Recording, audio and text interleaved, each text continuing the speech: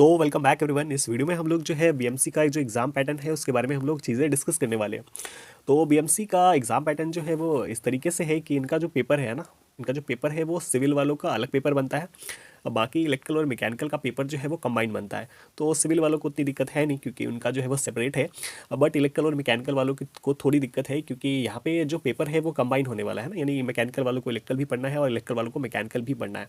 तो थोड़ी सी मिसकन्फ्यूजन या फिर थोड़ा सा डाउट जो है यहाँ पे दोनों ब्रांचेस को जो है वो होता है एक दूसरे के सिलेबस को कवर करने के लिए। तो इसके बारे में हम लोग है ना बताएंगे क्या चीज़ें करने की ज़रूरत है। तो सबसे पहले हम इसका जो है वो एग्ज़ाम पैटर्न देख लेते हैं। इसका एग्ज़ाम पैटर्न इस तरीके से है कि आपको जो है वो टोटल 100 क्वेश्चंस मिलेंगे ना, टोटल 100 क्वेश्चंस मिलेंगे और इसके लिए जो टाइमिंग है वो आपका है ना 1 घंटा, यानी कि 60 मिनट में जो है वो आपको है ना 100 क्वेश्चंस को जो है वो डील करना है। तो एक जो कॉमन सेंस की बात ये हो गई कि हमारे पास क्वेश्चन ज़्यादा है, समय कम है, तो इस हिसाब से इसका जो लेवल होगा वो बहुत ज़्यादा टफ देखने को नहीं मिलेगा, है ना। ईजी सवाल होंगे, मॉडरेट सवाल हो सकते हैं और जो है वो वन लाइनर मोस्टली सवाल देखने को मिल सकते हैं इस एग्जामिनेशंस में। तो इसलिए जो है वो हमें है ना एक्स्ट्रा लेवल के सवाल जो है वो नहीं करने हैं। हमको हमको जो है वो बेसिक लेवल के सवाल जो है वो इस एग्ज़ाम के लिए प्रिपरेशन करना है और ज़्यादा से ज़्यादा जो है हमें है ना एक्यूरेसी पे जो है वो ध्यान देना होगा, है ना। अगर आप इन चीज़ों को करेंगे तो ये एग्ज़ाम डेफिनेटली आपके लिए अच्छा हो सकता है। तो इसमें जो 100 सवाल है, इस 100 सवाल में आपका जो 20 सवाल है वो जीके यानी जनरल अवेयरनेस के रहने वाले हैं और बाकी जो 20 सवाल है वो आपका जनरल रीजनिंग और रीजनिंग के सवाल जो है वो रहने वाले। बाकी जो 60 है वो आपका डोमेन से रहने वाला है। तो इस तरीके से हमारा ना टेक्निकल जो है वो टोटल 60 क्वेश्चन आएंगे या बाकी नॉन टेक्निकल की बात करें तो वो 40 सवाल आएंगे। तो इस तरीके से इसका जो है वो एग्जाम पैटर्न है, आप यहाँ पे देख सकते हैं। इसमें चीज़ें क्या है कि आपका ना नेगेटिव भी है, तो नेगेटिव कितना है 1/4 जो है वो आपको नेगेटिव भी इस एग्जामिनेशन में आपको देखने को मिलने वाला है। तो ये एक ब्रीफ बात हो गई है ना कि इसके सिलेबस की है और इसका मैंने जो डिटेल सिलेबस है वो ऑलरेडी जो है वो ग्रुप में शेयर कर दिया, आप वहाँ से जाके देख सकते हैं, चाहे आपका ब्रांच सिविल हो, मैकेनिकल हो या इलेक्ट्रिकल हो। तो अब कुछ चीज़ें हैं जो मैं बस शेयर करने वाला हूँ इस एग्जामिनेशंस के रिगार्डिंग। वो टिप्स है कि जो भी सिविल वाले हैं ना, तो जो भी सिविल वाले हैं उनके लिए मैं यही कहूँगा, क्योंकि मेरे को सिविल का उतना आइडिया है नहीं, तो आप है ना जो किताब फेमस है वो है कि है ना वो हमारा गुप्ता करके है ना, गुप्ता एंड गुप्ता करके जो किताब आती है, आप उसको प्रीफर करेंगे तो डेफिनेटली आपको आपके लिए जो है वो बेटर होने वाला है। अब मैं बात करने वाला हूँ इलेक्ट्रिकल और मैकेनिकल के लिए। तो इलेक्ट्रिकल और मैकेनिकल वालों के लिए सजेशन यही रहेगा कि आप है ना डीडीए का जो एग्ज़ाम पैटर्न है, जो डीडे का एग्जाम पैटर्न है वो सेम आपका है ना इलेक्ट्रिकल और मैकेनिकल का पेपर जो है वो कंबाइन भी बनाती है। और मोस्टली जो ऐसा देखा भी गया है कि बहुत सारे क्वेश्चंस जो है वो आपको है ना सेम टू सेम जो है वो आपको है ना बीएमसी में भी जो है वो मिले हुए हैं। अगर आप इसके पिछले है ना मेमोरी बेस्ड क्वेश्चंस को अगर आप देखेंगे, समझेंगे, तो आपको चीज़ें समझ में आएंगी कि डीडीए जो है वो डीडीए का जो सवाल है वो है ना इस एग्ज़ाम के लिए सिमिलर जो है वो बैठता है, फिट बैठता है।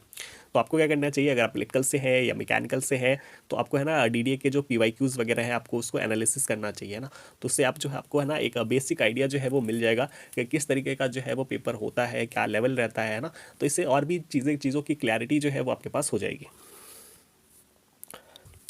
एक तो चीज़ ये हो गई। दूसरी चीज़ ये कि अगर आप है ना, अगर आप इलेक्ट्रिकल वाले हैं, अगर आपको मैकेनिकल कवर करना है, तो अगर आपको मैकेनिकल कवर करना है तो आपके लिए जो चीज़ इंपॉर्टेंट है वो ये है कि आपको है ना आपको आर एस कुर्मी की किताब जो है वो है ना इसके पीवाईक्यूज जो है वो लगाने चाहिए चैप्टर वाइज करके, क्योंकि अभी आपके पास समय है तो आप चीज़ों को कर सकते हैं। तो एक तो ये चीज़ ये कर सकते हैं इलेक्ट्रिकल वाले।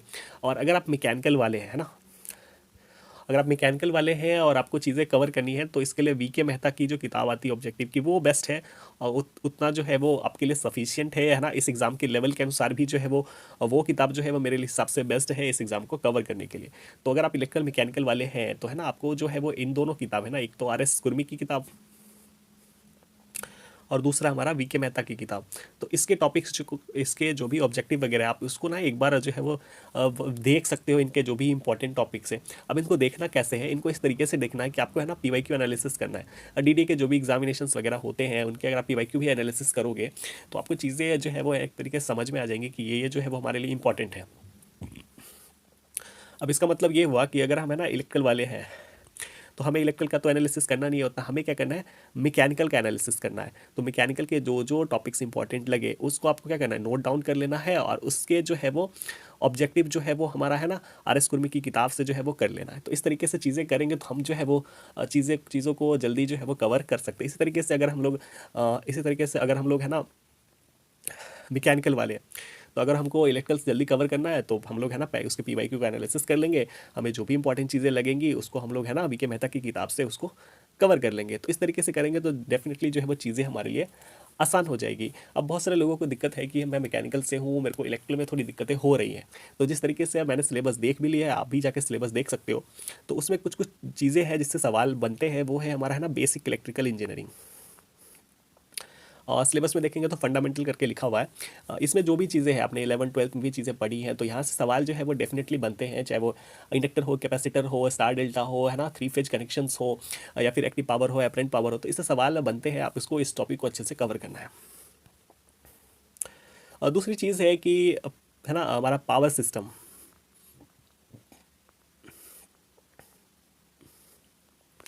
इससे भी सवाल जो है वो बनते हैं। मोस्टली सवाल जो है इससे हमारा है ना उस इसके फार्मूला से आता है कि लोड फैक्टर वगैरह क्या होता है ना। अ, तो इससे सवाल जो है वो बनते हैं। कुछ बेसिक टर्म के भी सवाल जो है वो पूछ लेते हैं जनरेशन वगैरह से।